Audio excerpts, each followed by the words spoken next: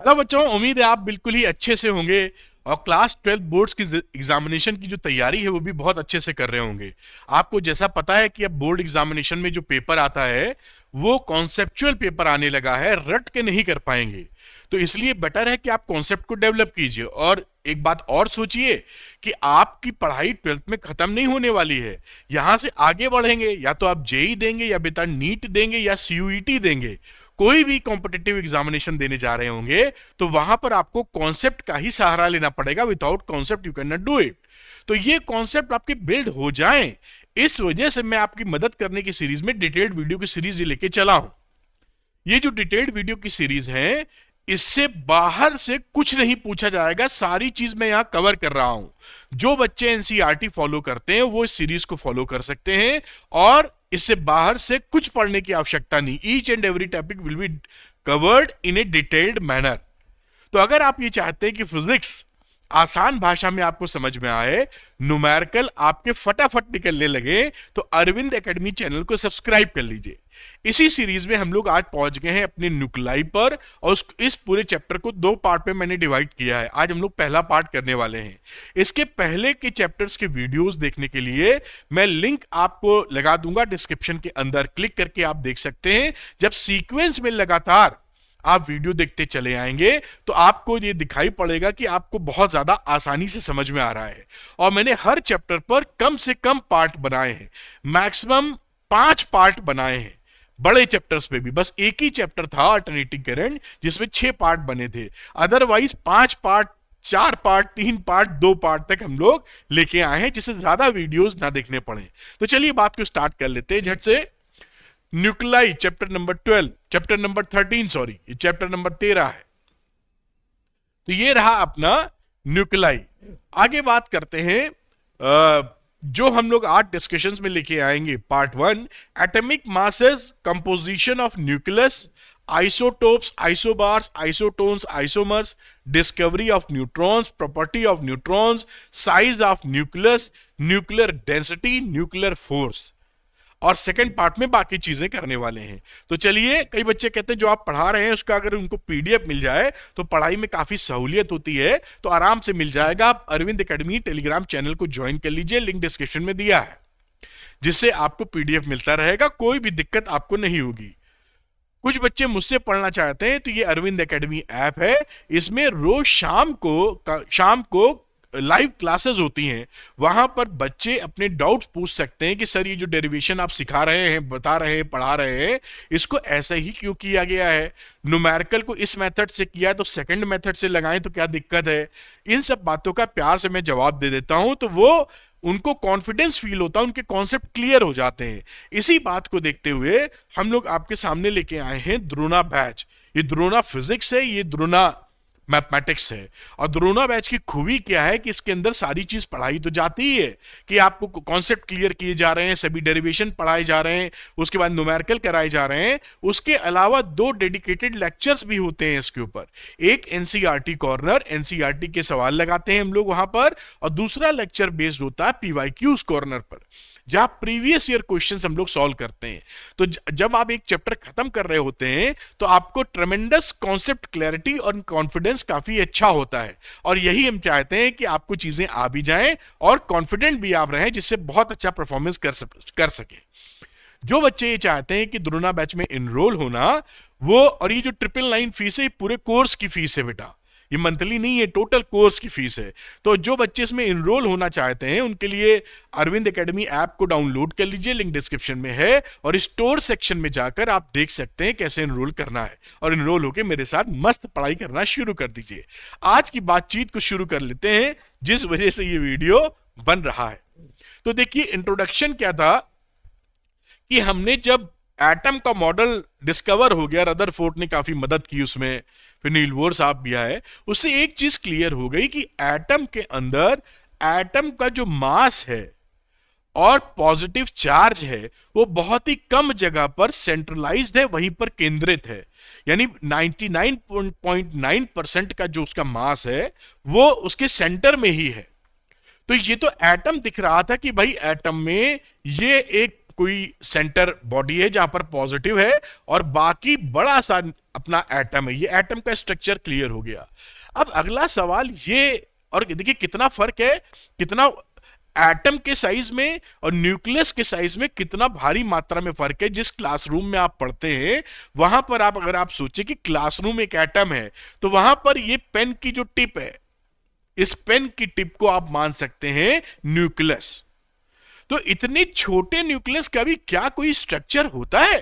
ये बात कौंधने लगी लोगों के दिमाग में कि क्या भाई जो पॉजिटिव चार्ज इसके अंदर है उसका भी कोई स्ट्रक्चर है कि ठुसे हुए अगड़म बगड़म तरीके, इतना छोटा तो वो आइटम है तो उसमें ये कैसी कहानी है? तो ये जब इनक्विजिटिवनेस, ये जिज्ञासा जागी लोगों के मन में, साइंटिस्टों के, कि क्या भाई ये किस तरीके से पॉजिटिव अंदर है, स्ट्रक्चर ऑफ न्यूक्लियस क्या है, यानी इसका स्ट्रक्चर की बात होने लगी, स्ट्रक्चर ऑफ न्यूक्लियस,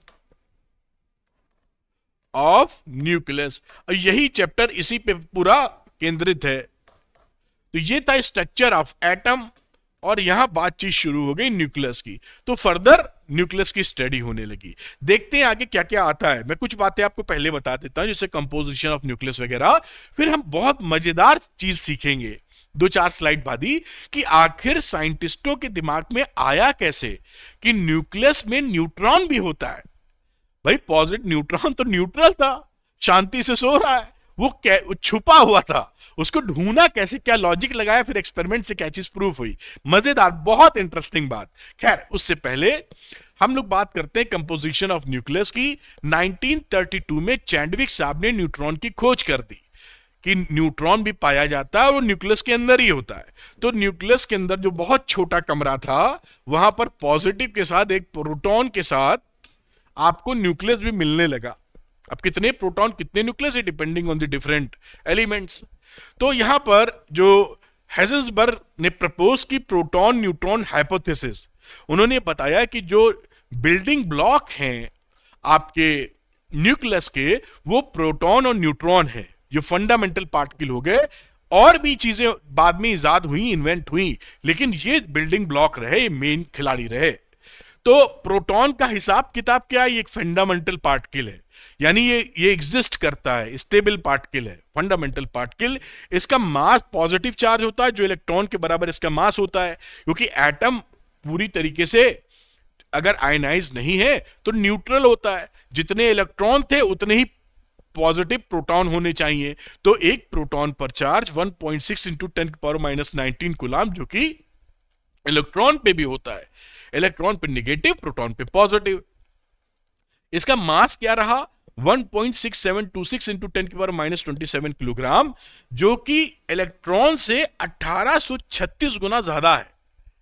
इसी वजह से जब हम करंट इलेक्ट्रिसिटी पढ़ रहे थे तो वहां पर इलेक्ट्रॉन की भगदड़ होती थी, प्रोटॉन नहीं निकलता था, क्योंकि प्रोटॉन उससे 1836 गुना भारी है।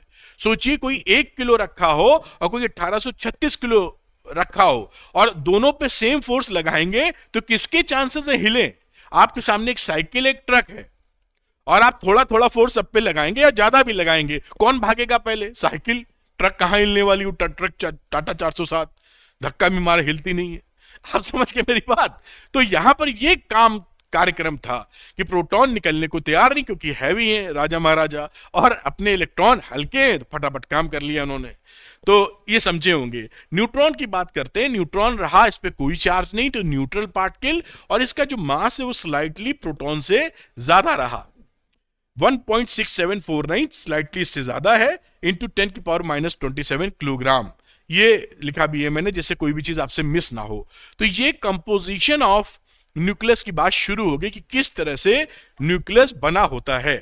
अब न्यूक्लियस के अंदर, जैसा हमने देखा, हम न्यूक्लियस को बड़ा बना रहे हैं, लेकिन ये बहुत ही ज्यादा छोटा होता है। यहां पे न्यूट्रॉन भी है, प्रोटॉन भी है, ये न्यूक्लियस है।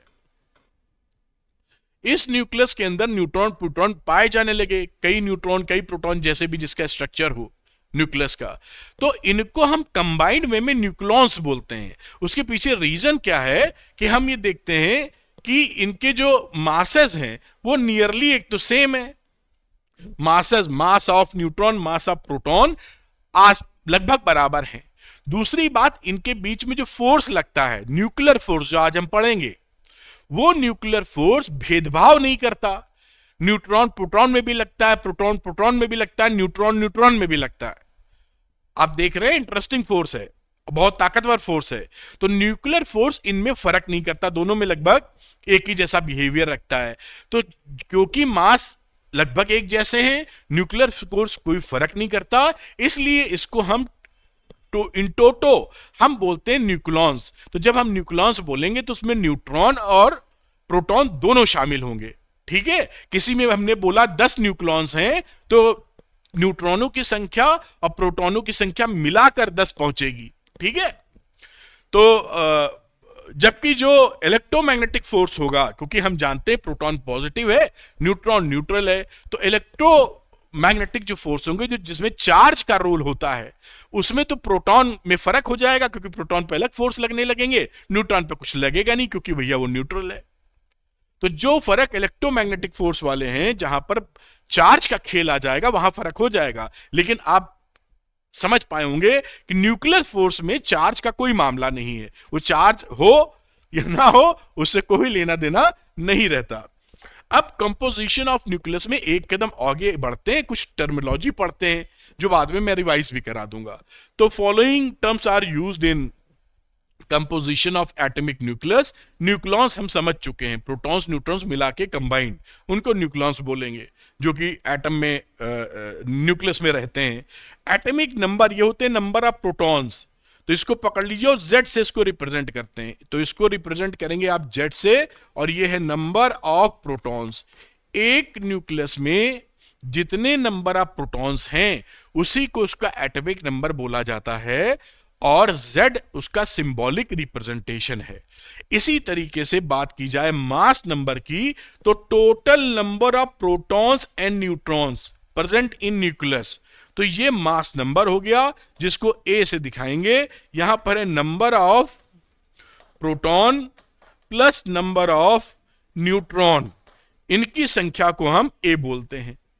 पकड़ लिए होंगे ना मास नंबर क्या है। आप कह सकते हैं न्यूक्लॉन्स की संख्या, ये पढ़ा था ना न्यूक्लॉन्स, तो न्यूक्लॉन्स क्या है, प्रोटॉन की संख्या प्लस न्यूट्रॉन की संख्या। तो अगर आप कहना चाहें तो कह सकते हैं number of nucleons is equal to mass number. बात पकड़ में आ गई होगी, आगे चर्चा और बढ़ाते हैं। अब इसमें ये थोड़ा सा मैंने लिख दिया जैसे एकदम क्लैरिटी अच्छे से आपको आती चली जाए।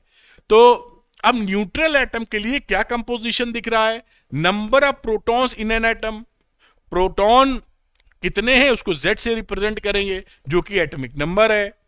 नंबर ऑफ इलेक्ट्रॉन्स प्रोटॉन के बराबरी, क्योंकि हमारा एटम है न्यूट्रल, उसके लिए बातचीत कर रहे हैं तो Z हो गया। नंबर ऑफ न्यूक्लॉन्स, प्रोटॉनों की संख्या प्लस न्यूट्रॉनों की संख्या मिलाकर उसको बोलते हैं A, जिसे आप कहते हैं मास नंबर। बहुत सुंदर बात। और नंबर ऑफ न्यूट्रॉन्स अगर निकालने हो तो क्या करेंगे, ए में तो दोनों लोग जुड़े हुए हैं और नंबर ऑफ प्रोटॉन्स घटा दीजिए, तो ये नंबर ऑफ न्यूट्रॉन्स निकल आए। ठीक, ए में तो प्रोटॉन न्यूट्रॉन दोनों हैं, इसमें केवल प्रोटॉन है, तो प्रोटॉनों की संख्या घटा दी, खट से हमारा न्यूट्रॉन्स निकल आए। बहुत ही सरल बात है लेकिन समझना जरूरी है। चलिए कुछ एक दो बातें और, फिर मजेदार बात, जबरदस्त मजा आने वाला है। न्यूक्लियर मास की बात करें तो अभी समझ गए थे कि total mass of the proton, यहां नंबर बात नहीं कर रहा है, मास नंबर अलग चीज है। देखिएगा हमने ए से दिखाया था मास नंबर, मास नंबर का मतलब होता है संख्या, नंबर। ठीक, और ये न्यूक्लियर मास है, मास का मतलब उसका कितना मास है जोड़कर, किसका मास, प्रोटॉन का और न्यूट्रॉन मिलाकर। तो प्रोटॉन और न्यूट्रॉन मिलाकर जितना मास होता है उसे बोलते हैं हम लोग न्यूक्लियर मास। मास नंबर संख्या है, मास नहीं है, लेकिन यहां पर न्यूक्लियर मास मास है, किलोग्राम में आएगा। और अभी हम देखेंगे एक यूनिट और लगा देते हैं, AMU या U से दिखाते हैं, एटॉमिक मास यूनिट, उसमें रिप्रेजेंट करते हैं हम लोग। न्यूक्लाइड, किसी भी एटम को जब हम उसके किसी पर्टिकुलर एटम के बारे में बात करते हैं, उसके न्यूक्लियस के बारे में बात करते हैं, तो उसको न्यूक्लाइड बोल देते हैं हम लोग, जब हम लोग स्पेशली स्पेसिफिक बात कर रहे होते हैं। जैसे इस तरह से इसको रिप्रेजेंट किया जाता है किसी न्यूक्लाइड को, किसी एटम का न्यूक्लियस है जिसके स्पेसिफिक बातचीत चल रही है, ये आपका है Z एटॉमिक नंबर, और ए है मास नंबर, जैसा हम सीख चुके हैं। एग्जाम्पल के लिए यहां गोल्ड का एग्जाम्पल लिया गया है। देखिए ये लिखा है, जैसे एयू यहां लिख दिया है और ये 79197 है, तो इसका मतलब क्या है? इसका मतलब Z है, और Z का मतलब होता है नंबर ऑफ प्रोटॉन्स। तो एटॉमिक नंबर 79 है, इसमें नंबर ऑफ प्रोटॉन 79 है। और ये क्या होता है बेटा? दिस इज ए, मतलब मास नंबर, यानी प्रोटॉनों की संख्या प्लस न्यूट्रॉन की संख्या जोड़कर ये नंबर है। इसमें से ये घटा देंगे तो नंबर ऑफ न्यूट्रॉन निकल आएगा। ये लिखा हुआ है यहां पर 197 न्यूक्लॉन्स हैं, 79 प्रोटॉन्स है, और इसमें से घटा देंगे तो इतने न्यूट्रॉन्स 118। इस तरह से बात न्यूक्लियाइड की जाती है। कोई भी चीज हम लोग छोड़ने वालों में से नहीं है। कुछ बातें आइसोटोप्स वगैरह की कर लेते हैं। आइसोटोप्स, आइसोबार्स, आइसोटोन्स, आइसोमर्स आप केमिस्ट्री में बहुत धुआंधार तरीके से पढ़ते होंगे, फिर भी यहां इस्तेमाल हो रहा है तो मेरा फर्ज बनता है कि आपको एक बार छोटा छोटा रिवीजन तो दे ही दूं। तो यहां पर आइसोटोप्स क्या होते हैं? आइसोटोप्स देखिए मैंने शॉर्ट में लिखा भी है बड़े ध्यान से। Z जिनका सेम होता है, A डिफरेंट होता है। Z क्या है? Atomic number. तो एटॉमिक नंबर सेम है, मास नंबर अलग अलग है। तो एग्जाम्पल के तौर पर हाइड्रोजन के 3-3 आइसोटोप्स मिल जाते हैं। प्रोटियम, जिसमें देखिए एटॉमिक नंबर सबका 1-1-1 है, लेकिन देखिए मास नंबर 1-2-3 है। प्रोटियम, ड्यूट्रियम और ट्राइट्रियम। ट्राइटियम जबकि अनस्टेबल होता है, लैब में बनाया जाता है, नॉर्मली नहीं मिलता है। ठीक है। अब दूसरी बात, आइसोबार्स क्या होंगे? जिसके अंदर Z डिफरेंट है, A सेम है, एटॉमिक नंबर डिफरेंट है, एटॉमिक मास सेम है। एग्जाम्पल के लिए हाइड्रोजन और हीलियम 1h3 2he3, तो ये इसका एग्जाम्पल हो गया, दिमाग में रखिए। आगे की बात करते हैं आइसोटोन्स। आइसोटोन्स का मतलब है जिनके अंदर न्यूट्रॉनों की संख्या सेम होती है। तो क्लोरीन और पोटेशियम 37 में 17 घटा दो 20 आता है, 39 में 19 घटा दो 20 आता है। यही नंबर ऑफ न्यूट्रॉन्स हैं। तो जिसमें न्यूट्रॉनों की संख्या सेम है उसको बोलोगे आइसोटोन्स। फिर आता आइसोमर्स। यहां आइसोमर्स का एग्जाम्पल नहीं लिखा है मैंने, क्यों? क्योंकि बड़ा बड़ा एग्जाम्पल होता है, छापना पड़ जाएगा। आइसोमेरिज्म का आप धुआंधार प्रदर्शन करते हैं केमिस्ट्री के अंदर, तो कोई भी आइसोमर्स का नाम लिख सकते हैं। इसमें स्ट्रक्चर भयानक बनते हैं, इनमें मेरे हिसाब से भयानक बनते हैं। ए और जेड सेम होता है, तो यहां पर देखिए ए भी सेम है, जेड भी सेम है, लेकिन जो है वो डिफरेंट एनर्जी स्टेट्स में रहते हैं, डिफरेंट डिफरेंट एटम्स। उस वजह से आइसोमेरिज्म होती है, और आपको बहुत डिटेल में पता होगा। उम्मीद करते हैं कि आइसोमेरिज्म के एग्जाम्पल क्या हो सकते हैं, बड़े बड़े आप जो बनाते हैं वो यहां पर लग जाएंगे। तो ये हम लोगों ने बातें समझ ली। अब अगली बात आती है एटॉमिक मास की। अब एटॉमिक मास में क्या है बेटा, कि जैसे कि यहां पर आप देखें तो कार्बन 12 एटम का मास लिखा हुआ है। कुछ ऐसा लग रहा है कि रजनीकांत फिगर है, मतलब 3 झाम वाली फिगर है, बहुत लंबी चौड़ी। देखिए 1.992678 इंटू 10 की पावर -26 किलोग्राम। अब ये जो फिगर है ये यूनिट है किलोग्राम। ये जो मास होता है आपका न्यूक्लियस का मास ऑफ द न्यूक्लियस, इसको रिप्रेजेंट करने के लिए सुटेबल यूनिट नहीं है, बहुत बड़ी यूनिट है। इसको किलोग्राम में मेजर करने में भी तकलीफ होती है और लिखने में भी तकलीफ होती है कि आप इतना लंबा फिगर लिख रहे हैं इसके मास को दिखाने के लिए। इस वजह से एक नई यूनिट इंट्रोड्यूस की गई जिसका नाम था एटॉमिक मास यूनिट, और शॉर्ट में उसको यू भी लिख दिया जाता है। यानी कहीं पर लिखा हो, यानी AMU को हम जो एटॉमिक मास यूनिट है इसको U से भी रिप्रेजेंट कर देते। तो कहीं पर 2AMU लिखा हो तो आप समझ जाना ये 2U लिखा हो तो 2AMU की ही बातचीत है। एटॉमिक मास यूनिट, अगर एटॉमिक मास यूनिट आप बता रहे हैं एक नई यूनिट, तो भैया वो किसके बराबर होती है, तब तो हम समझ पाएंगे। तो उन्होंने कहा जो एटॉमिक मास यूनिट होती है वो mass of carbon 12 atom 12 atomic mass unit के बराबर होता है। ये जो कार्बन 12 एटम का मास है जो कि यहां छपा हुआ है, ये कितने AMU के बराबर है? 12 AMU के बराबर। ये डेफिनेशन हो गई इसकी कि भाई ये मानेंगे हम। तो अगर एक कार्बन 12 एटम का मास निकालना हो तो यहां पर छोटी सी बात, 1U का मतलब मास ऑफ 1 कार्बन 12 एटम, ये जो लिखा है अपॉन 12, एक का निकल आएगा, डिवाइड कर दिया और ये फिगर आ गई, यानी एक यू इससे रिलेटेड हो गया, यही छपा होगा नीचे, ये देखिए ए यू मतलब 1 AMU और यू सेम है जैसे मैंने आपको समझाया है। तो 1.660565 इंटू 10⁻⁻27 किलोग्राम, इस तरीके से 1 एटॉमिक मास यूनिट और किलोग्राम में रिलेशनशिप स्टैब्लिश हो गई। क्या होता है एमयू, यहां से समझ गए कार्बन 12 एटम का जो मास होता है वो 12 AMU के बराबर होता है, उससे हम बाकी निकाल लेते हैं। अब देखिए कहानी और आगे बढ़ती है एटॉमिक मासेस के बारे में। क्या हुआ कि the atomic masses of various elements expressed in atomic mass unit are close to being integral multiple of the mass of the hydrogen atom। क्या ये बोल रहा है कि डिफरेंट जो मासेस थे एलिमेंट्स के, उसको जब मेंशन किया गया तो ये देखा गया कि वो उनमें से बहुत सारे integral multiple of hydrogen atom के मास के बराबर गए। सपोज एग्जांपल के लिए मान लीजिए एक A1 ले लेते हैं, हाइड्रोजन का 1 U 1.007 करके आता है, हम 1 पकड़ लेते हैं इजी भाषा में समझने के लिए। हाइड्रोजन एटम का मास हो गया 1 AMU। तो हमने क्या देखा कि बाकी और एलिमेंट के जो मासेस हम निकाल रहे हैं वहां पर वो एक के मल्टीपल आए, कोई 2 आया, कोई 3 आया, कोई 10 आया, कोई 20 आया, कोकोई 35 आया, कोई 40 आया, ऐसे समझे। या एकदम ऐसे नहीं आए, तो अगर कहीं पर 36 नहीं आया तो 35.95 आ गया, क्लोज टू 36। तो इस तरीके की भाषा मिली, लेकिन कुछ बहुत एक्सेप्शंस भी इसमें रहे। कुछ एक्सेप्शंस जो रहे उनमें से एक एग्जांपल है क्लोरीन का। देखिए इसकी एटॉमिक मास यूनिट आ गई 35.46 यू, ये देखिए 35.5 के करीब है, ना इधर की ना उधर की। अब ये जो कहानी थी इसका भी एवरेज एटॉमिक मास की बात अभी मैं करूंगा, बताऊंगा कि कैसे यहां तक पहुंचा जा सकता है, लेकिन आप ये समझ पाए होंगे कि इसकी ये वैल्यू आ गई। अब जो एक्यूरेट मेजरमेंट जो एटॉमिक मासेस का हम करते हैं उसको करने की डिवाइस होती है मास स्पेक्ट्रोमीटर। क्योंकि एमसीक्यू का जमाना आ चुका है तो ये कहीं टपक जाए कि ये एनसीईआरटी में दिया है बेटा कि कहीं पर आप एटॉमिक मास निकालने के लिए कौन सा इंस्ट्रूमेंट यूज करते हैं तो दिन में तारे ना नजर आ जाए, मैंने पूरे फाड़ डाला है एनसीईआरटी ये मिला के।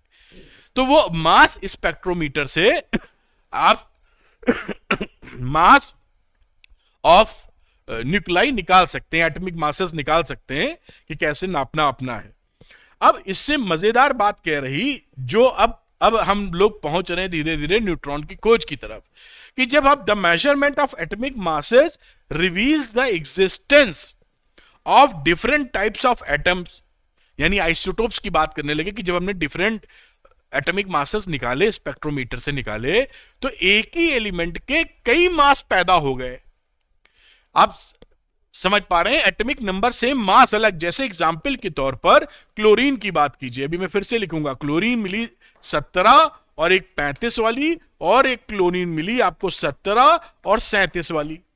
तो देखिए ये एलिमेंट तो क्लोरीन एक ही था, इसका केमिकल प्रॉपर्टी एक ही रहा क्योंकि एटॉमिक नंबर 17 है। लेकिन जब मास का कैलकुलेशन किया भाई तो पता ये लगा कि दो अलग अलग प्राणी हैं। ऐसी चीजों को आप बोलते हैं आइसोटोप्स। तो आइसोटोप्स में जब ये चीज मिलनी शुरू हो गई तो ये आगे बड़ा लंबा रास्ता इसने तय किया। पहली बात हम ये समझ लेंगे आगे चलने से पहले कि अगर ये बहुत सारे एलिमेंट हमारे पास मिलते हैं, बहुत सारे जिनके आइसोटोप्स उपलब्ध होते हैं, और ये जो नेचर में उपलब्ध है आइसोटोप्स हैं ये बराबर नहीं होते कि अगर क्लोरीन का 2 है तो ये जितने मान लीजिए 100 एटम हैं अपने पास तो 100 में 50 ही हैं 50 ही हैं, ऐसा नहीं होता। ये डिसबैलेंस रहते हैं, कोई प्रचुर मात्रा में हो सकता है, कोई बहुत कम मात्रा में हो सकता है। तो हम इस बेसिस पे इनका एवरेज एटॉमिक मास निकालने की कोशिश करेंगे क्लोरीन की, वो मैं आपको सिखाता हूं या बताता हूं। तो अगली मैं स्लाइड ले लेता हूं और हम लोग जो बात करने वाले हैं वो एवरेज मास की बात करेंगे। एवरेज मास क्लोरीन के लिए कैसे निकाल रहे हैं। तो हम जानते थे कि क्लोरीन हमारे पास 2 तरह से उपलब्ध हो गई। एक क्लोरीन जो आइसोटोप्स में था वो था आपका 1735 और एक दूसरा रहा 1737। ठीक, इनका जो एटॉमिक मास है एएमयू जो निकाला, वो कितना मास इनका निकला? 34.98 एटॉमिक मास यूनिट। इसका मास कितना निकला? 36.98 यू। दोनों के मासेस अलग हो गए। और जो ये इनको मिलने का एबंडेंस में क्या चीज मिली, इनका जो रेशियो रहा, कितना ये पाया जाता है कितना ये पाया जाता है, तो ये रहा 75.4% मिला और ये बाकी 24.6% मिला। यानी जो क्लोरीन मिल रही है उसमें 75% के आसपास ये पार्टिकल है और 24-25% के आसपास ये कहानी है। तो इसका एवरेज वेटेड मास कैसे निकालते हैं? एवरेज मास की बात कर लीजिए, वो कैसे निकालेंगे? Average mass of chlorine, average mass of chlorine ये वेटेड एवरेज रहता है। तो वेटेड एवरेज मैं लिख नहीं रहा हूं, मतलब जितना जो पाया गया है उससे इसको हम मल्टीप्लाई कर देते हैं, वेटेड एवरेज बोलते हैं इसको। वेटेड एवरेज, ऐसे एवरेज को वेटेड एवरेज बोलते हैं जिसको वेट को अहमियत दी जाती है। तो यहां पर आपने लिखा 75.4 इंटू 34.98 प्लस 24.6 जितना मिल रहा है इंटू 36.98 डिवाइडेड बाई 100, और इसको आपने कैलकुलेट कर डाला, ये वैल्यू मिली 35.47 यू। और ये जो फिगर हमको एवरेज मास ऑफ क्लोरीन मिल रही थी, ये फिगर देखिए पीछे जो कि इसके काफी करीब है, ये इस फिगर के काफी करीब आ गई। जो हम लोग atomic mass of chlorine atom की बातचीत कर रहे थे कि इतनी एएमयू है, 35.46 नापी थी स्पेक्ट्रोमीटर से, मास स्पेक्ट्रोमीटर से, और एवरेज मास इसका आ गया है 35.47 which is quite nearer to 35.46। तो इस तरीके से कैलकुलेशन किया जाता है एवरेज मास का। कहीं ये एनसीईआरटी में दिया हुआ है सारा, तो अगर आपके पास सवाल ये आ जाए तो हड़बड़ा ना जाना कि केमिस्ट्री का सवाल तो नहीं आ गया, ये भावना ना डेवलप हो, क्योंकि ये सिखाया है वहां पर, बहुत आसान है, लेकिन आपकी नजर में और आपको ज्ञान प्राप्त होना चाहिए, जो मैं करा के छोड़ूंगा आपको। ये डिटेल्ड वीडियो का मतलब है एकदम सुपरलेटिव डिग्री के वीडियोस, हर चीज बिल्डअप होगी। खैर, आप ये बात पकड़ पाए होंगे। अब इससे मामला किस तरह आगे बढ़ेगा न्यूट्रॉन की तरफ अभी दिखाता हूं, उससे पहले कुछ जानकारी और ले लेते हैं। जैसे एटॉमिक मासेस के बारे में हम लोग एएमयू को डिफाइन कर चुके थे कि कार्बन 12 का एटम का जो मास होता है वो 12 एएमयू के बराबर होता है। उसी हिसाब से ये देखिए बात हो चुकी थी हमारी आपकी। अब उसके बाद हम जानते हैं कि जो इलेक्ट्रॉन वोल्ट होती है यूनिट ऑफ एनर्जी, एएमयू तो हो गई यूनिट ऑफ मास, तो ये 1 इलेक्ट्रॉन वोल्ट इतने जूल के बराबर होता है। और मेगा इलेक्ट्रॉन वोल्ट बात करें तो 10⁶ से मल्टीप्लाई कर दीजिए उसको, बढ़िया। अब आइंस्टाइन ने 1905 के आसपास E = mc² बता दिया था। तो E = mc² बताने का मतलब है कि ये देखिए, ये तो कहानी थी मास और एनर्जी। तो मास को एनर्जी में और एनर्जी को मास में कन्वर्ट किया जा सकता है। यानी आप एक दूसरे को अलग, एनर्जी और मास को अलग अलग नहीं देख सकते, ये रिलेटेड है एक दूसरे में। कन्वर्जन मास का एनर्जी में, एनर्जी का मास में पॉसिबल है, ये सब सिद्ध हो चुका है अब तक एक्सपेरिमेंटली, बिल्कुल ठीक। तो इस वजह से अगर आपके पास मास है कुछ, उस मास को अगर यहां पुट कर देंगे, जैसे 1 एएमयू है, यहां 1 एएमयू पुट कर दीजिए, E = 1 AMU, ये मास आ गया। और c² का मतलब speed of light in vacuum, approximately 3 × 10⁸। अब ये SI सिस्टम में, तो उसको आप चेंज कर दीजिए किलोग्राम में, एटॉमिक मास यूनिट तो SI में नहीं होती, तो इसको आप पूरा 1.660565 10⁻⁻27, और इसी तरीके से ये 3 × 10⁸ को मल्टीप्लाई वगैरह कर देंगे, तो एनर्जी जो मिलेगी वो मिल जाती है 931 मेगा इलेक्ट्रॉन वोल्ट। यानी एक एटॉमिक मास यूनिट, यानी ये मास की यूनिट है, ये बराबर देती है 931 MeV एनर्जी है आपको। ये देखिए, ये मास की यूनिट है, ध्यान रखना, यूनिट ऑफ मास लिख देना चाहिए मुझे, यूनिट ऑफ मास, मजेदार। और ये यूनिट ऑफ एनर्जी। तो इस बातों को ध्यान से पकड़े रहनी होगी। समझ पाए एक दूसरे का कन्वर्जन, कि आपके पास अगर मास है 1 AMU, उससे इतनी एनर्जी पैदा कर सकते हैं।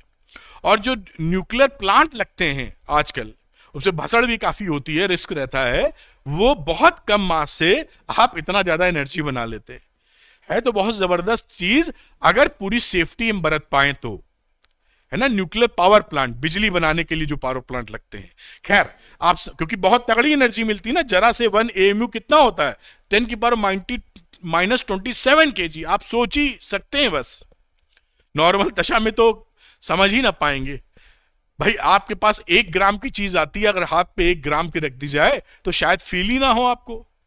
1 ग्राम कितना होता है, हो सकता है 1 ग्राम फील हो जाए, 0.1 ग्राम तो पक्का फील नहीं होगा।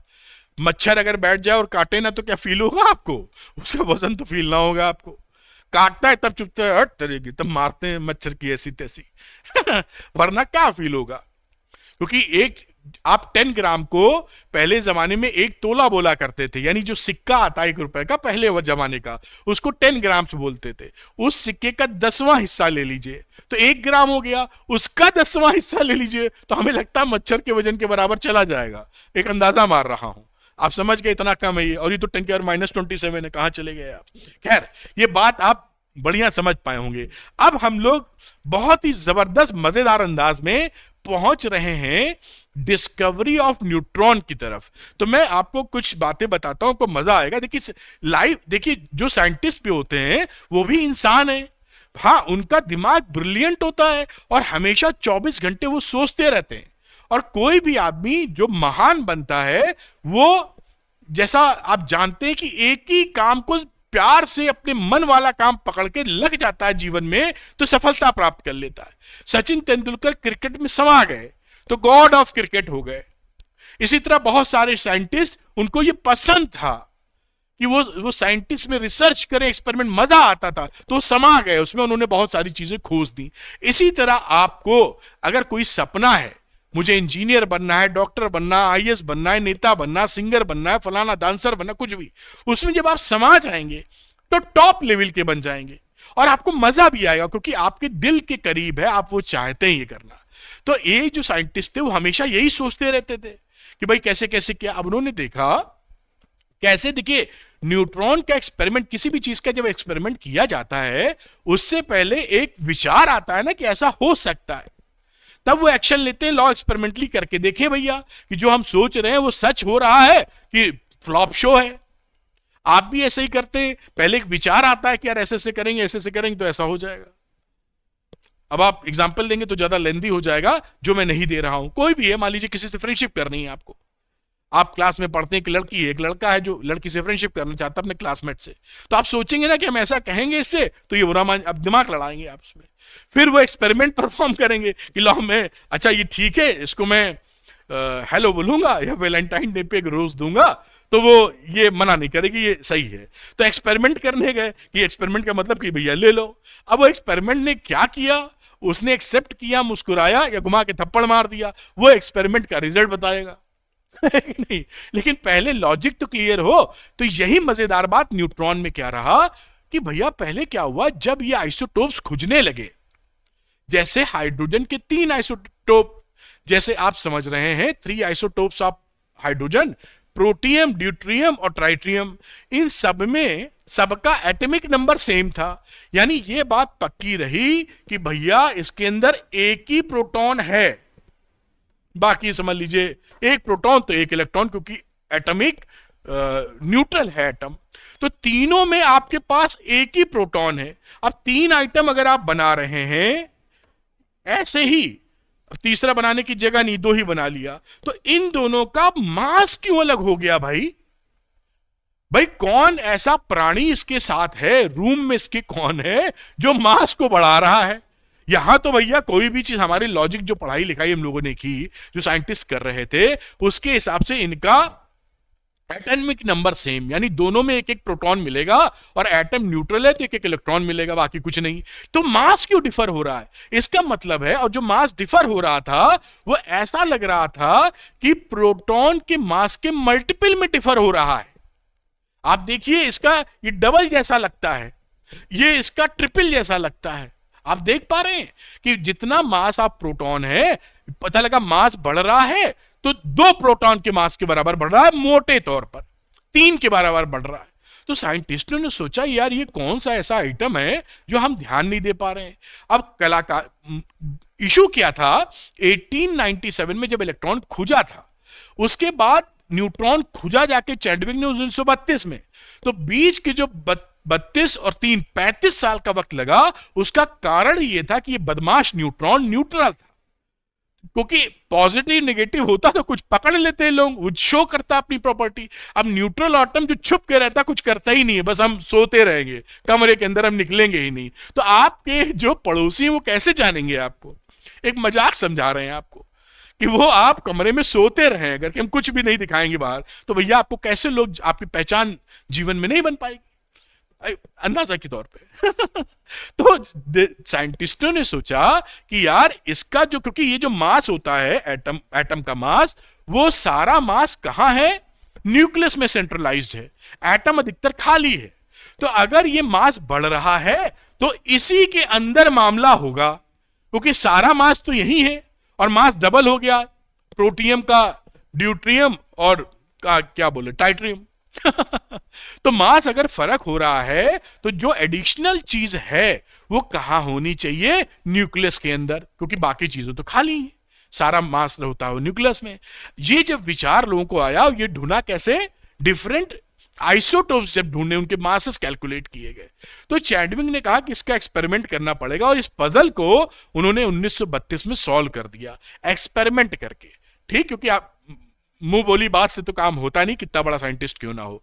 एक्सपेरिमेंट या स्ट्रॉन्ग हाइपोथेसिस होती जो बाद में प्रूव होती है, वो अलग की बात है। तो आप समझ पाए कि इन्होंने क्या गणित लगाई, क्या हाइपोथेसिस बनाई, क्या एक प्लान बनाया, समझ पाए? तो चैडविक के दिमाग में जब ये विचार आया तो उसने किया एक्सपेरिमेंट, और इसी यही एक्सपेरिमेंट है न्यूट्रॉन की खोज वाला, डिस्कवरी ऑफ न्यूट्रॉन। क्या किया उन्होंने साहब, यहां पर अल्फा पार्टिकल्स लिए, जो पोलोनियम जो एक रेडियो एक्टिव मटेरियल है, अल्फा पार्टिकल जिससे निकलते हैं, अल्फा बीटा गामा रेज निकलते हैं, अल्फा पार्टिकल निकलते हैं। अल्फा पार्टिकल क्या होते हैं पहले बता चुका हूं, हीलियम का न्यूक्लियस, यहां कहीं अल्फा पार्टिकल या हीलियम न्यूक्लियस जो हम लोग समझ चुके हैं।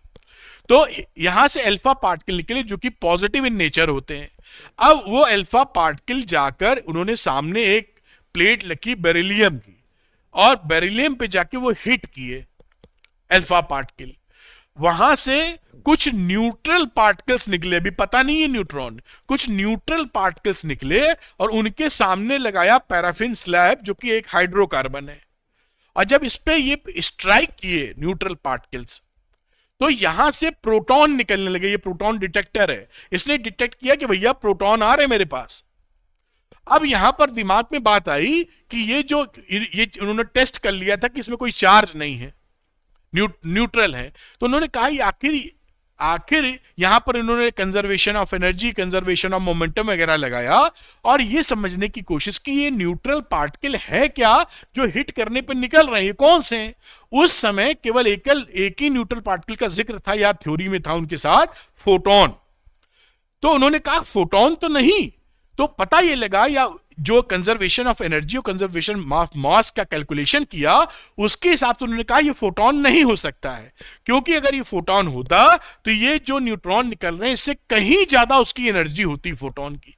तो रूल्ड आउट कर दिया उन्होंने कि ये फोटोन का मामला नहीं है। अगर ये फोटोन नहीं है तो फिर क्या है? क्योंकि कोई दूसरा न्यूट्रल पार्टिकल तो हम लोग जानते नहीं थे उस समय तक अभी। तो उन्होंने दिमाग लगाया और चैडविक ने कहा कि भैया ये एक अलग टाइप का पार्टिकल है और इसका नाम है न्यूट्रॉन। तो चैडविक की 1932 में इस तरह से खोज हुई कि चैडविक ने खोज की न्यूट्रॉन की, तो इसका नाम दे दिया जो न्यूट्रल पार्टिकल्स निकल रहे थे, न्यूट्रॉन। और फिर न्यूट्रॉन जब पता लग गया, ये पजल सॉल्व हो गई, तो आपका जो एटम का जो न्यूक्लियस का कंपोजिशन है उसमें न्यूट्रॉन भी शामिल हो गया। पहले पता नहीं था तो शामिल कैसे करें? अब घर में एक नया मेंबर आ गया तो उसके लिए भी किसी रूम में फिट करना होगा। घर में जैसे मेहमान आते हैं, आपके कोई दोस्त आ जाएं तो मम्मी कहती है ना अपने साथ सुलह लो या उस कमरे में उसी साथ में रह लेंगे तुम्हारे। तो वो नया एंट्री मेंबर आ गया तो घर का स्ट्रक्चर बदलेगा, क्योंकि वो मेंबर जाने वाला नहीं है, वो रहेगा हमेशा आपके साथ। तो अब जो आपका अब खेल बना। अभी आप देखेंगे कुछ बातें न्यूट्रॉन की, कि न्यूट्रॉन का उन्होंने कंजर्वेशन ऑफ एनर्जी और कंजर्वेशन ऑफ मास के बेसिस पर, मोमेंटम के बेसिस पर जो कैलकुलेशन की, उससे उन्होंने मास ऑफ न्यूट्रॉन निकाल मारा।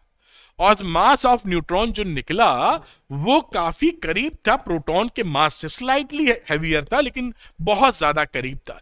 यही वजह थी कि जो दूसरा आइसोटोप मिलता था वो प्रोटॉन के मल्टीपल मासेस के अकॉर्डिंग मिल रहा था, क्योंकि ये न्यूट्रॉन भैया जो छुपे रुस्तम थे ये लगभग प्रोटॉन के मास के बराबर होते हैं। तो प्रोटॉन या तो एक बढ़ा या दो बढ़ा या चार बढ़े, जैसे भी बढ़े, तो वो मल्टीपल होते चले जा रहे थे। तो ये पजल हो गई बहुत प्यारे ढंग से सॉल्व, नया नाम देकर न्यूट्रॉन को। अब चैडविक को इस काम के लिए 1935 में नोबेल प्राइज भी मिला। 1932 में खोजा, 1935 में मिल गया। और ये जो न्यूट्रॉन होता है, आगे मैं इसका फिर से जिक्र करूंगा, ये न्यूट्रॉन अनस्टेबल होता है। फ्री न्यूट्रॉन मतलब अगर न्यूक्लियस से बाहर निकाल देंगे और कहेंगे रुक जाओ ठहरो, तो अनस्टेबल है, वो चेंज हो जाएगा। किसमें चेंज हो जाएगा? वो प्रोटॉन में, इलेक्ट्रॉन में और एंटी न्यूट्रॉनों में टूट जाता है। ये घर के अंदर ही सेफ फील करता है, बाहर निकालेंगे तो भुस हो जाता है। भुस होने का मतलब डिफरेंट पार्टिकल में चेंज हो जाता है, वो झेल नहीं पाता बाहर का वातावरण।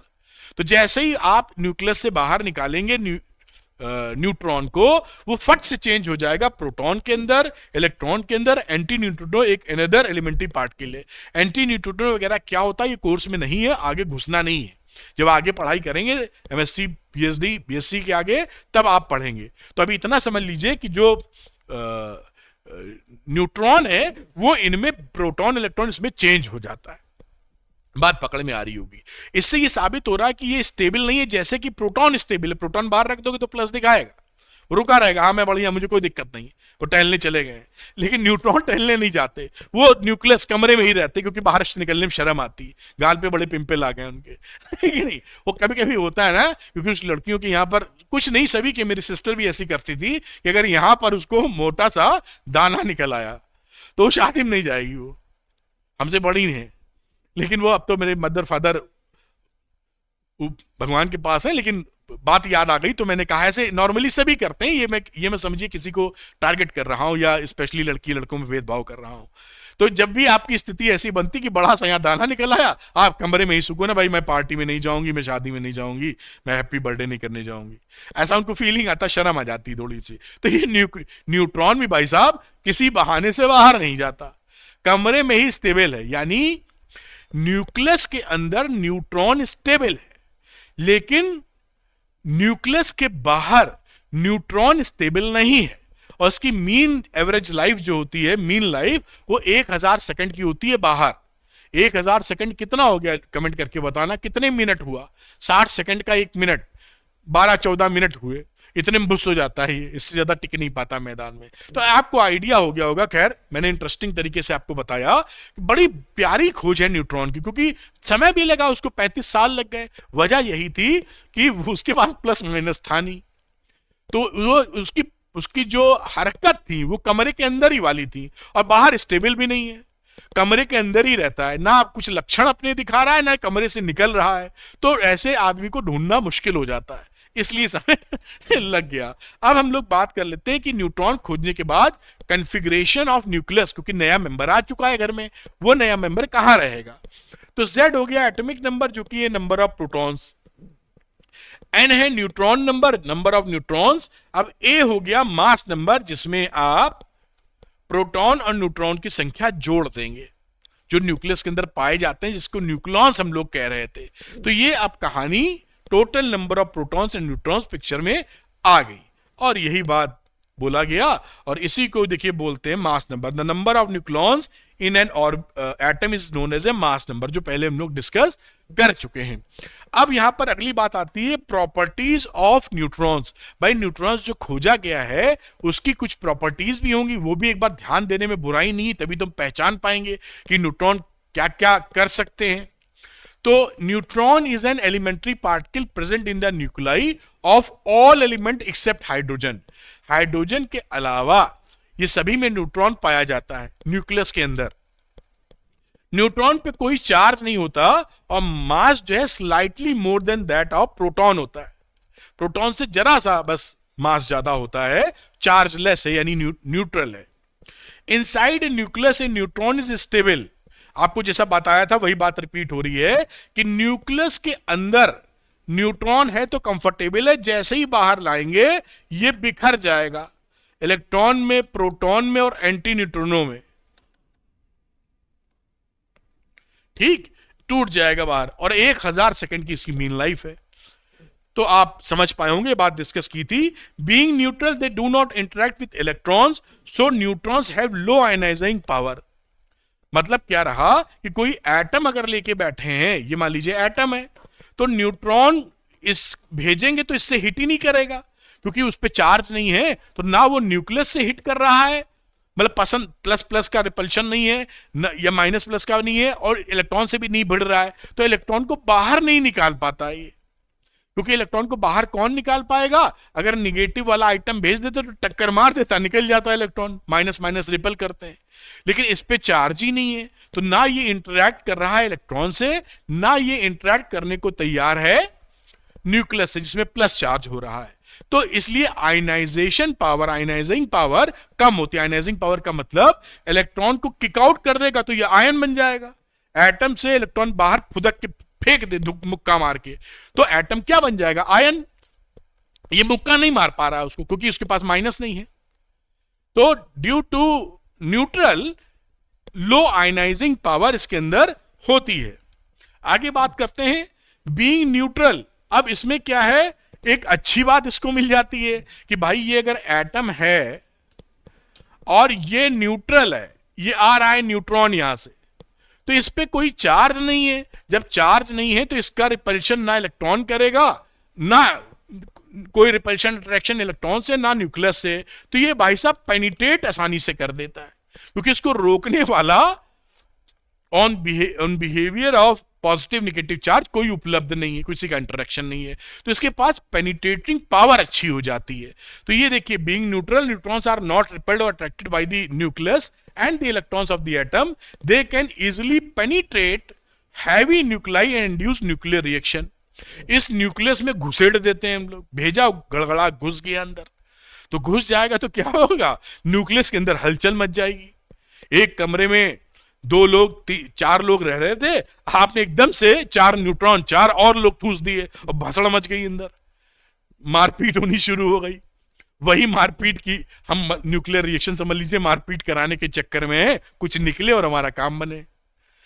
मतलब साइंटिस्ट एक अच्छी भाषा में, अच्छे सेंस में पकड़ पाए आप। खैर, दे induce radio activity in many elements. Radio activity induce करता है, अल्फा बीटा गामा रेज निकालते हैं जो कि न्यूक्लियस से इजेक्ट होने वाली मामलात हैं। फिर in heavier nuclei the number of neutrons is more than that of number of proton. जो हैवियर न्यूक्लाई, यहां मास नंबर ज्यादा होता है, उस समय आपके न्यूक्लियस में प्रोटॉनों की संख्या ज्यादा होगी, तो प्रोटॉन एक दूसरे को रिपल करते हैं, भागना चाहते हैं। तो जब ज्यादा प्रोटॉन, में बड़ा सा न्यूक्लियस बना रहा हूं, इसमें ज्यादा प्रोटॉन अगर भर गए तो ये भाई साहब साथ रहना पसंद नहीं करते, कहते भागो भागो भागो भागो भागो, है ना, क्योंकि ये रिपल करते हैं। तो इनको बांधे रखने के लिए इलेक्ट्रॉन बड़ा काम करता है, जो न्यूट्रॉन। तो यहां न्यूट्रॉनों की संख्या ज्यादा हो जाती है, जिसका मास नंबर ज्यादा है आपका। हैवी न्यूक्लाई जो बोलते हैं, तो heavy nuclei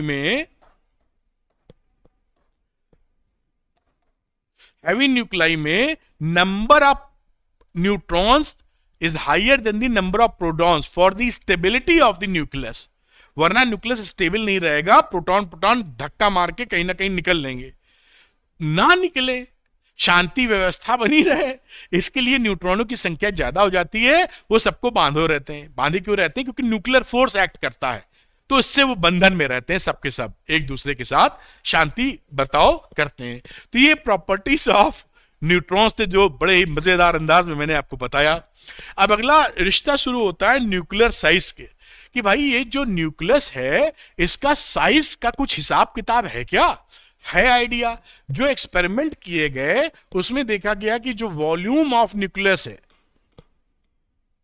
volume of nucleus वो प्रोपोर्शनल आया मास नंबर से। मास नंबर का मतलब ये होता है कितने प्रोटॉन है और कितने न्यूट्रॉन। ज्यादा प्रोटॉन न्यूट्रॉन होंगे तो न्यूक्लियस को बड़ा होना पड़ेगा थोड़ा सा, in comparison with the other nucleus, otherwise वो कैसे घुसेड़ेंगे इतने आदमी को अपने साथ, कमरा थोड़ा बड़ा करना पड़ेगा। तो यहां पर वॉल्यूम स्फेरिकल इन नेचर लेते हैं तो 4/3 पाई आर क्यूब, जो कि न्यूक्लियस का रेडियस है, ये न्यूक्लियस है, इसका रेडियस आर है, ये प्रोपोर्शनल हो जाता है मास नंबर की, ये है मास नंबर। तो इससे आप 4/3 कांस्टेंट है तो R cube is proportional to A, तो आप लिख सकते हैं आर इज प्रोपोर्शनल टू 1/3, बड़ा इंपॉर्टेंट। और इससे एक proportionality constant R is equal to R naught A की पावर 1/3 फॉर्मूला आपको हाथ लगता है। और आर नॉट की वैल्यू, और नॉट की वैल्यू ये लिखी हुई है 1.2 इंटू 10⁻⁻15 मीटर। इस पे ये पूछा भी जाता है, इस पे छोटे मोटे न्यूमेरिकल भी आते हैं जो मैं आपको अभी करा भी दूंगा। तो ये what is R, R is the radius of the nucleus, तो उससे साइज का डिटर्मिनेशन हो रहा है। और आर नॉट एक फिक्स गिनती है और ए है मास नंबर, तो जैसे ही आप मास नंबर बढ़ाएंगे, नंबर ऑफ प्रोटॉन या नंबर ऑफ न्यूट्रॉन दोनों जुड़कर जो संख्या आती है वो बड़ी जब होने लगेगी तो रेडियस ऑफ न्यूक्लियस बड़ा होगा। भाई एक कमरे में 2 लोग रह रहे थे, एकदम से आपने कहा कि 10 लोग रहने आ रहे हैं, तो उस कमरे में नहीं रह पाएंगे ना, कमरा थोड़ा बड़ा करना पड़ेगा, तो आप बड़े हॉल में टिका देंगे। शादी वादी जब व्यवस्थाएं होती हैं, लोग रुकते हैं कहीं, तो क्या होता है कमरे में देखिए 10-10 लोग सो रहे होते हैं, और छोटा पड़े तो बरामदे में बिछा लेते हैं। यही सब तो हिंदुस्तान में हम लोग करते हैं मिडिल क्लास फैमिलीज में। जो हाई फाई होती हो तो सबके लिए अलग अलग कमरे बुक रहते हैं, एसी कमरा कि एक आदमी के लिए एक कमरा है। लेकिन नॉर्मल मिडिल क्लास है हम और आप जैसे, वो तो यही करते हैं, एक हॉल ले लेते हैं, मैरिज हॉल, और उसी में सब लोग घुसड़ पुसड़ करके सो जाते हैं। ऐसे ही करते हैं हम लोग। ठीक है, बात पकड़ में आ रही होगी। खैर आगे लेके चलते हैं और एक न्यूमेरिकल है, इसको करेंगे। तो ये साहब what is the radius of the nucleus, this one, इसकी हम रेडियस निकालना चाहते हैं। तो रेडियस निकालने के लिए हम जानते हैं फॉर्मूला, आर की वैल्यू होती है आर नॉट ए की पावर 1/3, ये फॉर्मूला हमने पीछे देखा था। अब यहां पर आर लिखिए, आर नॉट एक फिक्स नंबर है 1.2 इंटू 10⁻⁻15, और यहां मास नंबर क्या है, ये देखिए मास नंबर है 64, ऐसे लिखते हो ना CuZa, तो ए यहां क्या हो गया, मास नंबर। तो 64 का पावर 1/3 कहानी बन गई।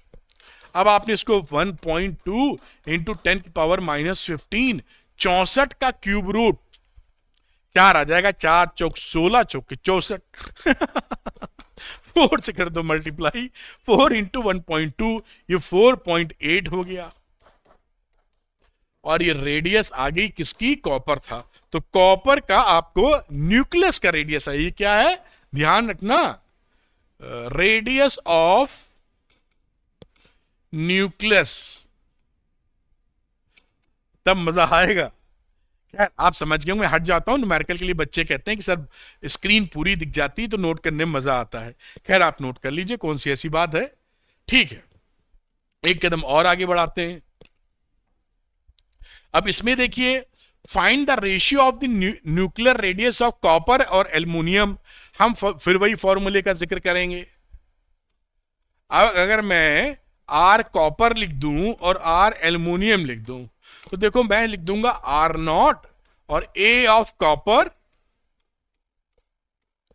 और R naught A of aluminium 1/3, R naught निकल गया, ये आपका आ गया AU अपॉन AL। AU कितना है 64 और एल्युमिनियम का 27, और इसका क्यूब रूट ले लीजिए, ये वैल्यू कितनी हो गई 4/3। ये आपका आंसर आ गया। देखिए कितने आराम से इस सवाल आए हुए हैं, आप प्यार मोहब्बत से इसको कर लेंगे, नोट कीजिए।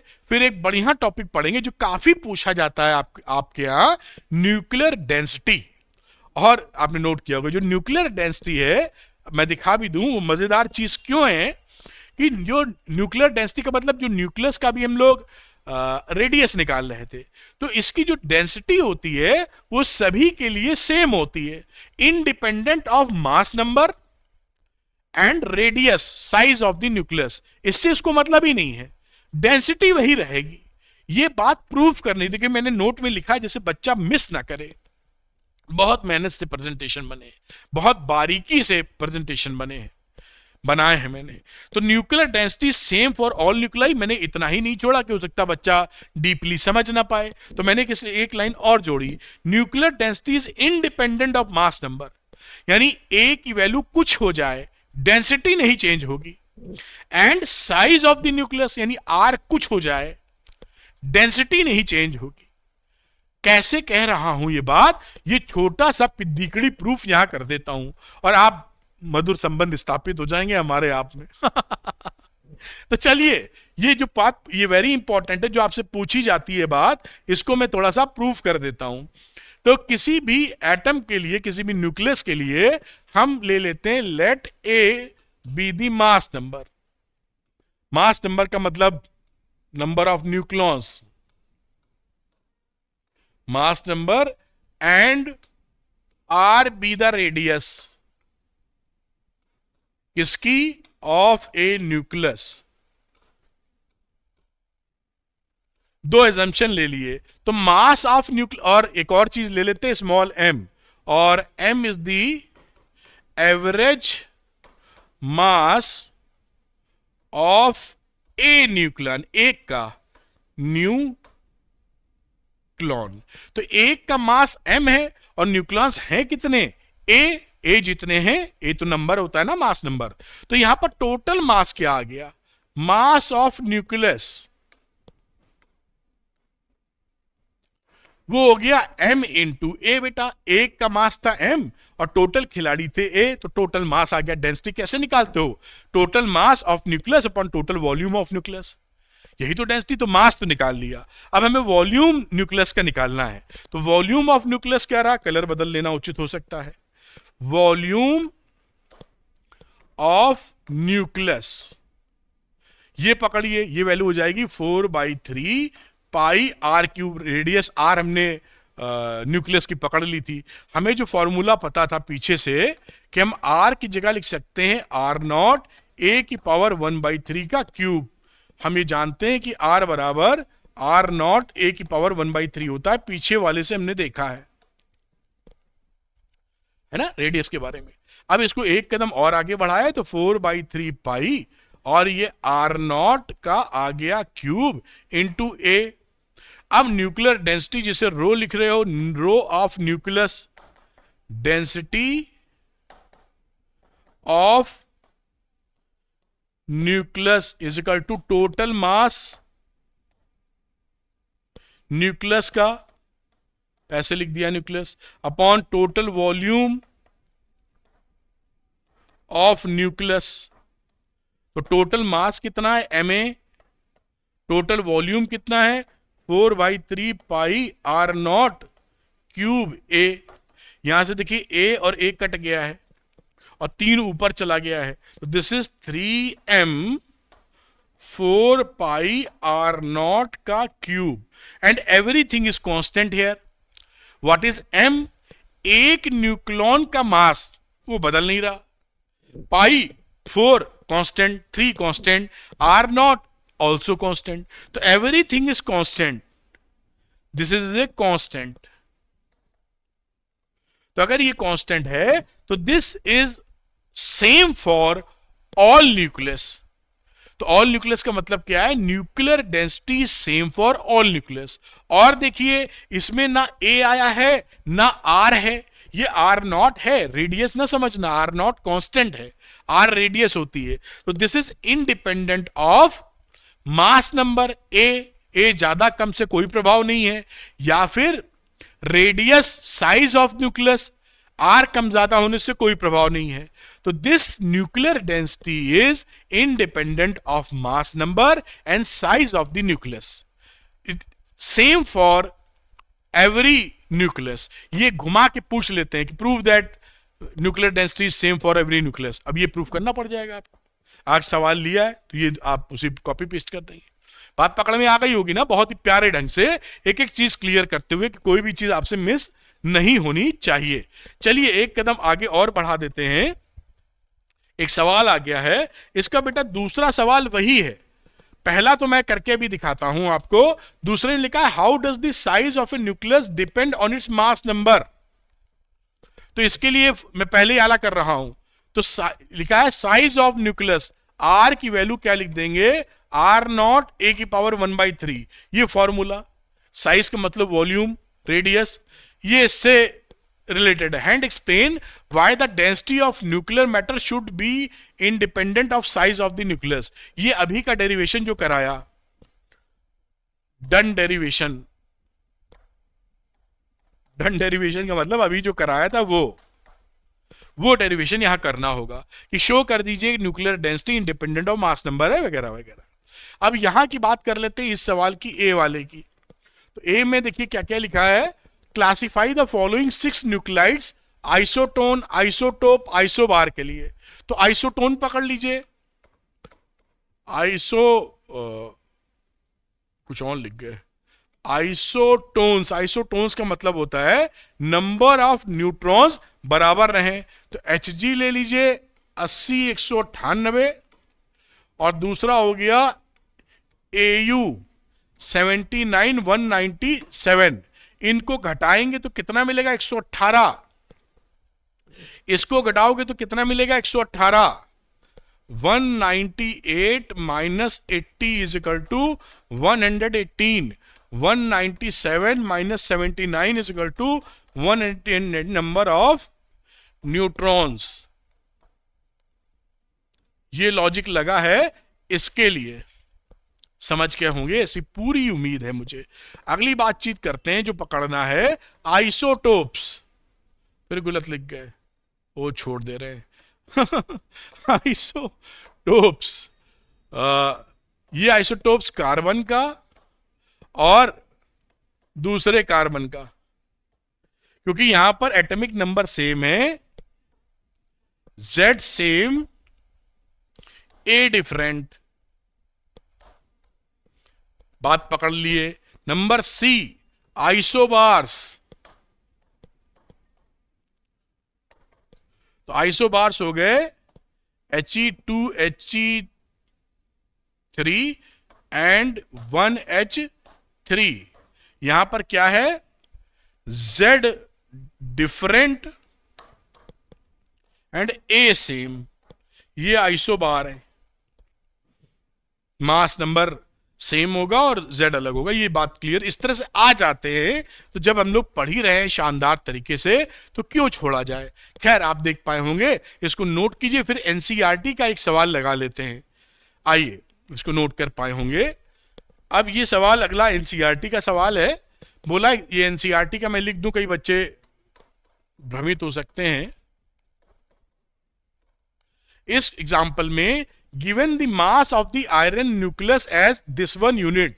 तो ये मास ऑफ Fe न्यूक्लियस की बात कर रहा है, 55.85 AMU में दिया है, और मास नंबर भी इसका दे रखा है, जो मैं यहां लिख लेता हूं 56। कह रहा है न्यूक्लियर डेंसिटी बता दीजिए इसकी। बता देंगे ना न्यूक्लियर डेंसिटी। पहले ये जो AMU लिखा है इसको kg में चेंज कर लीजिए। 55.85 इंटू 1.66 अप्रोक्सीमेटली लेके चल रहे हैं, 10 की पावर -27 kg। तो ये फिगर आ जाएगी करीब करीब 9.27 इंटू 10 की पावर -26 किलोग्राम। AMU को kg में चेंज कर दिया, 1 AMU equal to this 1 kg। ये पहले हम लोग डिस्कस कर चुके हैं। अब यहां पर आ जाइए न्यूक्लियर डेंसिटी ऑफ न्यूक्लियस। तो आप जानते हैं मास अपॉन वॉल्यूम। मास कितना है, मास यहां से दिया हुआ है 9.27 इंटू 10 की पावर -26। रही भाई वॉल्यूम की, तो वॉल्यूम क्या रहता है 4/3 पाई R क्यूब। अब R क्यूब को हम जानते थे, जो हम पीछे कर चुके हैं, R को लिखते थे R0 A की पावर 1/3। तो R क्यूब कितना हो जाएगा, R0 का क्यूब A की पावर कुछ नहीं, ये क्यूब कर दिया दोनों जगह। मेरे ख्याल से बात पकड़ते में आसानी आ रही है। तो इसको मैं लिख देता हूं 9.27 इंटू 10 की पावर -26 अपॉन 4π/3, जो वैल्यू हम कभी भी रख लेंगे। R की वैल्यू हमने रखी तो R0 क्यूब रखा पहले। R0 की वैल्यू थी 1.2 इंटू 10⁻⁻15 का क्यूब इंटू मास नंबर ए है 56, ए के 56। अब बाकी वैल्यूज पुट कर दीजिए, पाई वाई की हमको आती है, तो 2.29 इंटू 10⁻17 किलोग्राम पर मीटर क्यूब, ये आपका आंसर आ गया। तो डेंसिटी इज क्वाइट हाई। और देखिए ये मजेदार बात क्या है कि हमारी जो डेंसिटी होती है, जहां तक मुझे याद आ रहा वाटर की, वो एसआई सिस्टम में 1000 होती है किलोग्राम पर मीटर क्यूब, है ना। और ये डेंसिटी देखिए कितनी ज्यादा है, 10⁻17। पानी जो हम पीते हैं, यूज करते हैं, उसकी डेंसिटी है 10⁻3 समझ लीजिए आप, 1000 बोल रहे हैं, और 3 की जगह ये 17 पिताजी बाबूजी लगे हुए हैं। यानी सोच सकते हैं। और ये ठीक भी है, क्योंकि हम कह ही रहे हैं कि न्यूक्लियस काफी डेंस होता है, उसमें सारा मास पकड़े हुए है वो पूरे एटम का। ये कहानी है जो accordance with the theory of nucleus, जो न्यूक्लियर थ्योरी है उससे मैच कर रही है फिगर। खैर इन अकॉर्डेंस है। तो चलिए ये बात आप नोट कर पाए होंगे। अगली बातचीत हम लोग करते हैं न्यूक्लियर फोर्स की। बड़ा इंटरेस्टिंग फोर्स है। तो देखिए न्यूक्लियर फोर्स की परिकल्पना या सोचा, पहले तो साइंटिस्ट लोग सोचते हैं ना कि ऐसा क्यों हो रहा है, एक थ्योरी हाइपोथेसिस डेवलप करते हैं, ये वजह होगी, फिर एक्सपेरिमेंट करके उसका सही होना या गलत होना सिद्ध करते हैं। तो सवाल ये उठा कि अब मैं इससे पहले ही फोटो डाल देता हूं एक न्यूक्लियर फोर्स के लिए कि कैसे सोचा होगा उन्होंने ये सोचा कि भैया ये जो न्यूक्लियस इतना मैं बड़ा बना रहा हूं, वरना ये न्यूक्लियस तो बहुत छोटा है, आपने देखा डेंसिटी कितनी ज्यादा है। यहां पर जो डिफरेंट प्रोटॉन है पॉजिटिव चार्ज वाले, ये प्रोटॉन आखिर कैसे रुके हुए हैं अंदर। ये तो पॉजिटिव होने की वजह से रिपल करनी चाहिए, एक दूसरे को छटका के भाग जाने चाहिए। इसमें न्यूट्रॉन भी है, क्योंकि न्यूट्रॉन भी अब खोजे जा चुके हैं। तो चलो न्यूट्रॉन नहीं धक्का मार रहे एक दूसरे को, क्योंकि चार्ज नहीं है, लेकिन प्रोटॉन प्लस प्लस तो है, हम जानते थे प्लस प्लस रिपल करता है। तो आखिर इतनी छोटी जगह में, इतनी हाई डेंसिटी में, आखिर इनकी मजबूरी क्या है। जैसे मजाक के तौर पे बताऊं कि आप जैसे मान लीजिए इंजीनियरिंग में सेलेक्ट हो गए और इंजीनियरिंग करने गए, डॉक्टरी करने गए, या आगे हॉस्टल लेने गए, बॉम्बे पहुंच गए, बड़े मेट्रोपॉलिटन सिटी में।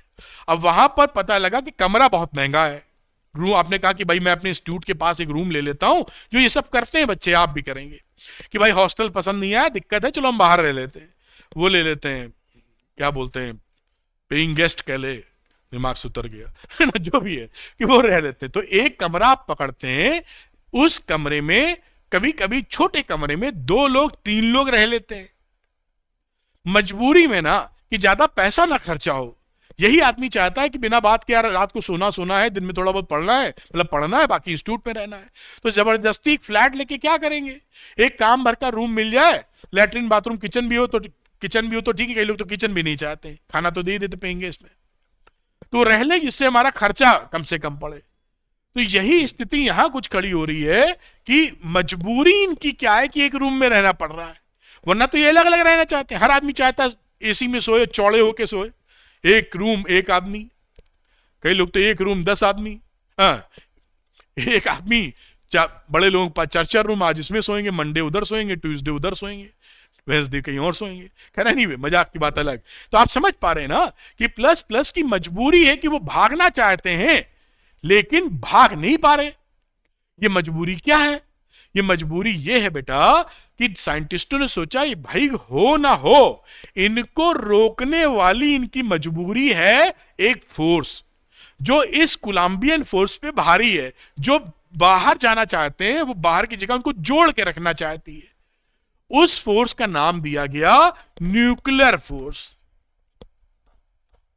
तो एक फोर्स है प्लस पी जो रिपल कर रहा है, लेकिन इस पे भारी फोर्स है, बहुत तगड़ा फोर्स है न्यूक्लियर फोर्स। ये बड़ी स्ट्रांग फोर्स होता है और जिसकी वजह से ये दोनों एक साथ रह रहे हैं, क्योंकि दोनों के पापा ने बोल रखा है इससे ज्यादा पैसा नहीं देंगे हम, 10,000 में एक रूम लेके 4 लोग रहो, इससे ज्यादा खर्चा नहीं कर सकते सबके पापा ने। तो मजबूरी हो गई, थप्पड़ लगा देंगे, चलो मतलब इंटरेस्टिंग मैनर में।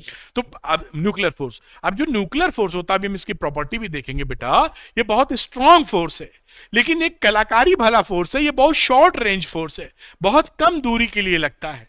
उससे दूरी और कम कर दो तो भी खत्म, ज्यादा कर दो तब भी खत्म। देखिए गजब है सीन है इसका। कोलंबियन फोर्स वगैरह होते हैं long range forces, gravitational force है long range force. Long range का मतलब है बहुत दूरी तक काम करते हैं। लेकिन न्यूक्लियर फोर्स क्या है कि जैसे मान लीजिए इतनी दूरी पे काम कर रहा है, एग्जाम्पल के लिए अगर आपने दूरी बढ़ाई नहीं लगेगा, लेकिन दूरी कम की ज्यादा तो भी नहीं लगेगा। ये बड़ा अजीब टाइप का, मतलब एक एक इनको रेंज है इनकी बस थोड़ी सी, वहीं ये लगते हैं। ज्यादा पास ले आएंगे रिपल कर देंगे, ज्यादा दूर ले आएंगे खेल खत्म हो जाएगा, नहीं लगेगा। मतलब इस टाइप का नेचर है। ये होते शॉर्ट रेंज फोर्स, उनकी रेंज छोटी है तो बोल रहे हैं शॉर्ट रेंज फोर्सेस। आनंद आ गया बताने में, आपको सुनने में भी आया होगा। खैर, तो न्यूक्लियर फोर्स की परिकल्पना या सोचने का तरीका मैंने आपको बता दिया। तो the average separation between two nucleons is 10⁻⁻15 metre. ये क्या बताने की कोशिश कर रहे हैं कि एक न्यूक्लॉन से दूसरा न्यूक्लॉन कितनी दूरी पर है, एक न्यूट्रॉन से अगला न्यूट्रॉन, एक न्यूट्रॉन से दूसरा प्रोटॉन बहुत कम दूरी पर है। 10⁻⁻15 वेरी लेस डिस्टेंस, बहुत पास पास है। The strong attractive interaction acting between the nucleons is called nuclear force. उनको जो मजबूरी थी बांधे रखने की, वो फोर्स यहां एक्टिव है और वही इन्होंने बांध रखा है, वरना तो प्रोटॉन प्रोटॉन छिटक के बाहर चले जाते। It is a strong attractive force that inside the protons and neutrons together. अब ये जो फोर्स लगता है ना, ये न्यूक्लियर फोर्स, ये प्रोटॉन प्रोटॉन के बीच भी लगता है, प्रोटॉन न्यूट्रॉन के बीच भी लगता है, न्यूट्रॉन न्यूट्रॉन के बीच भी लगता है। इसको प्लस माइनस से कोई लेना देना नहीं है, चार्ज से कोई लेना देना नहीं है, न्यूक्लॉन से लेना देना, चार्ज से कोई लेना देना नहीं है। ठीक, together inside a tiny nucleus, बहुत छोटे न्यूक्लियस में प्रोटॉन न्यूट्रॉन के बीच सारा लगता है। ये प्रॉपर्टीज है करीबन मेरे ख्याल से शायद 8 हैं, 1 2 3 4 5 6 7 8।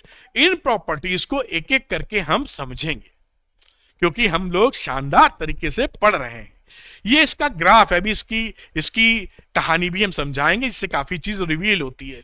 खुलासा, तो चलिए खुलासा करने के लिए तैयार हो जाइए। न्यूक्लियर फोर्स, ये जो प्रॉपर्टीज हैं, पहली है स्ट्रॉन्ग इंटरेक्शन, यानी न्यूक्लियर फोर्स का जो फोर्स है वो काफी स्ट्रॉन्ग है। इसको दिखाने के लिए क्या बताया गया है, ग्रेविटेशनल फोर्स अगर 1 है रेशियो, तो इलेक्ट्रोस्टैटिक फोर्स 10⁻36 है, और उससे भी 100 गुना भारी है न्यूक्लियर फोर्स 10⁻38, 100 टाइम्स मोर ताकतवर than electrostatic force. This is very तगड़ा फोर्स सबसे तगड़ा फोर्स यही पाया गया है अब तक। शॉर्ट रेंज फोकस नहीं है, ये फोर्स है, टाइपिंग मिस्टेक। तो it operates only up to very short distance, about 2-3 fermi metre. Fermi का मतलब होता है 10⁻⁻15 मीटर। तो और ये भी समझ लेते हैं, इसी से ये बात समझ लेंगे। ये अगली बात है वेरिएशन विद डिस्टेंस। ये ग्राफ है और ये बड़ा इंटरेस्टिंग ग्राफ है। ये यहां पर आपका क्या है, दो न्यूक्लॉन्स के बीच का डिस्टेंस आर लिख देते हैं। समझ पाओगे, बिल्कुल समझ पाओगे। डिस्टेंस बिटवीन न्यूक्लॉन्स लिख देते हैं। और यहां पर क्या है, पोटेंशियल एनर्जी MeV में। जब ग्राफ खींचा गया ये अंदर के पोटेंशियल एनर्जी निकाल कर, तो क्या देखा गया कि जो मिनिमम पोटेंशियल एनर्जी आपको मिल रही थी वो करीब करीब 0.8 के आसपास थी। ये 0.8 क्या हो गया, फर्मी मीटर, 10⁻⁻15। और आप बात करेंगे सेंटीमीटर में, तो -13 लिखा हुआ है। तो 0.8 के आसपास फर्मी मीटर पर आपको क्या रहा, 1 फर्मी आप जानते होंगे, फिर भी याद दिला रहा हूं, इतने मीटर। यहां पर सबसे ज्यादा पोटेंशियल एनर्जी है। पोटेंशियल एनर्जी ज्यादा होने का मतलब क्या है, अट्रैक्शन फोर्स सबसे ज्यादा है। जहां पर अट्रैक्शन तगड़ा होता है वहां पोटेंशियल एनर्जी ज्यादा बनती है। तो मैक्सिमम फोर्स अट्रैक्शन का यहां पाया गया।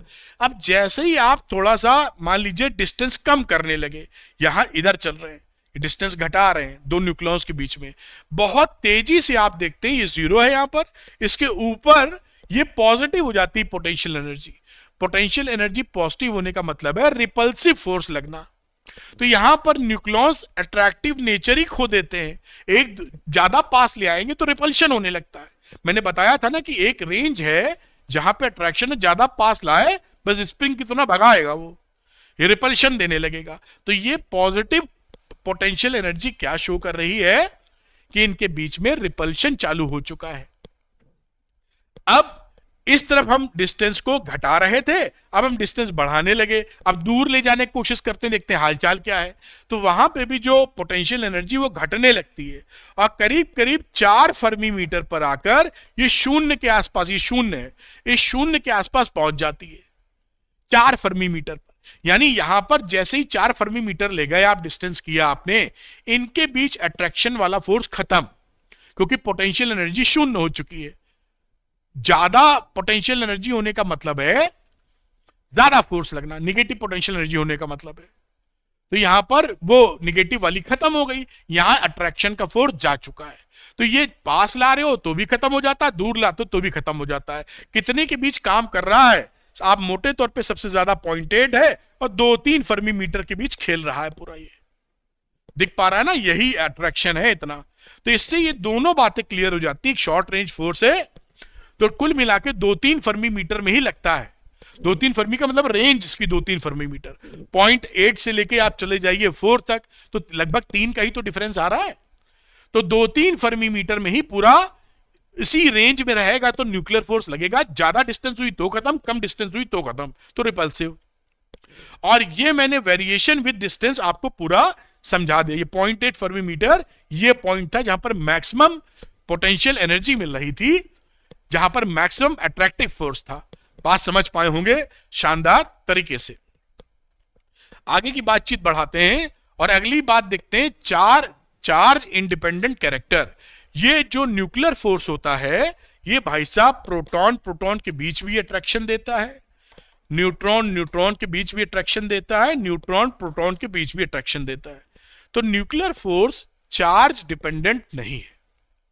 चार्ज है या नहीं है उससे कोई लेना देना नहीं, ये इंपॉर्टेंट चीज है। अगली बात, सैचुरेशन इफेक्ट। सैचुरेशन इफेक्ट का मतलब होता है कि न्यूक्लियन जो इंटरेक्शन करता है, इंटरेक्शन का मतलब अट्रैक्ट कर रहा है और क्या, थप्पड़ थोड़ी मार रहा है। तो अट्रैक्शन अगर कर रहा है तो अपने पड़ोसियों से ही करता है, दूर वालों से नहीं करता है।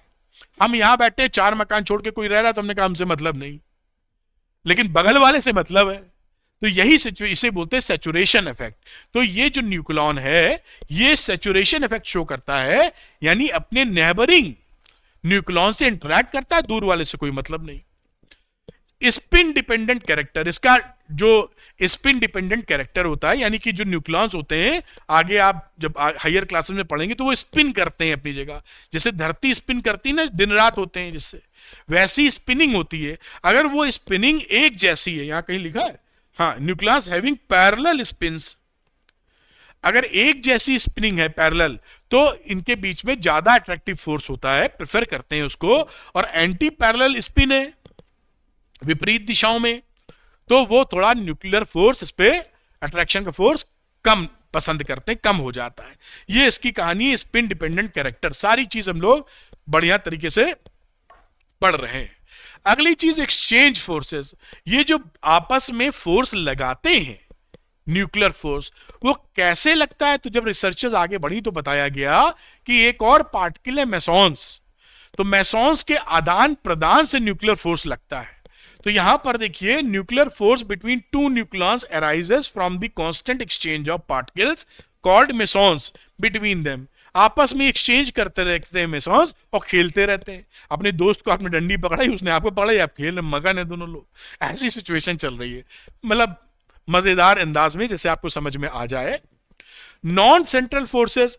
नॉन सेंट्रल फोर्सेस का मतलब, जैसे कोलंबियन फोर्स आपने पढ़ा था, उसमें आपने ये पढ़ा था कि वो सेंट्रल फोर्सेस होते हैं, जो लाइन इनके सेंटर को मिलाती है उसी के अकॉर्डिंग या तो रिपल्शन का फोर्स लगेगा या फिर अट्रैक्शन का लगेगा,